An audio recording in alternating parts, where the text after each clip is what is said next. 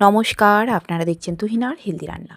দুর্গাপুজো, লক্ষ্মী পুজো শেষ হয়ে যাবার পর এলো আমাদের গ্রামে লক্ষ্মী পুজো খুব ধুমধাম করে হয় বলে কালী পুজো কিন্তু খুব বড় করে হয় না, তবে অসংখ্য ছোট ছোট কালী পুজো তাই চারিদিকে কিন্তু ওই প্যান্ডেলের বাঁশ পড়ার আওয়াজ শুরু হয়ে গেছে। আর বেশিরভাগগুলোই যেহেতু বাচ্চাদের কালী পুজো, তাই প্রত্যেকটা জায়গার মোড়ে মোড়ে ওই বাচ্চারা বাঁশ ফেলে ওই 5 টাকা 10 টাকা যে যেমন পাচ্ছে চাঁদা নিচ্ছে। এরকমই একটা কালী পুজোর প্যান্ডেল আমাদের বাড়ির পাশেই করে, আর আমার পাড়ার সমস্ত ছোট ছোট ছেলেমেয়েরা এই পুজোটা করে।